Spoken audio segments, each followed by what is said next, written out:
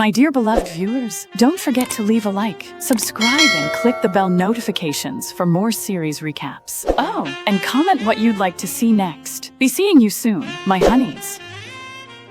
The first thing the little girl did after being reborn was to steal her grandmother's secretly stashed $5 million savings. She took her mother and bought a remote, abandoned piece of land, only because she clearly knew that on the upcoming lunar New Year's Eve, her father would bring his mistress home and force her mother to leave with nothing. Her mother would work odd jobs everywhere to support her until she died of overwork. After that, she would live with her father and stepmother. Not only would she go hungry and be poorly clothed, in the end, she would die at their hands. Perhaps because heaven pitied the little girl too much, it allowed her to be reborn a few days before her father brought his mistress home. In order to prevent the tragedy of her previous life from happening again, the little girl told her mother about what would happen in the future. The woman listened with a puzzled expression. She didn't understand how her daughter knew these things. When she learned that her daughter was a reborn soul, the woman simply did not believe it. Then the little girl brought her mother to her grandmother's room. Using a hairpin, she pried open the safe her grandmother had treasured for years. Afterward, the little girl took her mother to the real estate company and bought the abandoned land for $5 million. She knew clearly that before long, this plot of land would skyrocket in value tenfold. The day before lunar New Year's Eve, her mother-in-law asked the woman if she had prepared tomorrow's New Year's Eve dinner to test her mother-in-law. The woman tearfully complained that her husband had been on a business trip for several days and had not returned. She worried he had taken a mistress. Therefore, she was in no mood to prepare the New Year's Eve dinner. After hearing this, her mother-in-law advised her not to overthink things, then told her to hurry up and prepare the New Year's Eve dinner. The woman had intended to ask her mother-in-law for help, but her mother-in-law, citing back pain, went back to her room to rest. The woman saw clearly that her mother-in-law was obviously pretending to be ill, but she felt it was not yet time to expose the truth. So she asked her mother-in-law for money to purchase Lunar New Year supplies. Her mother-in-law took out $200 and handed it to her. She said this money was saved from picking up scrap, telling her to use it to buy some holiday goods. After speaking, her mother-in-law held her back and returned to her room. At this moment, the woman finally believed what her daughter had said. It turned out that her whole family had only treated her as a free maid. On Lunar New Year's Eve itself, the woman, claiming illness, wanted to order a $200 dinner from outside. Her mother-in-law said that outside food was unsanitary, telling the woman to cook the New Year's Eve dinner herself first. The woman refused. She questioned her mother-in-law why she did not ask her sister-in-law to cook.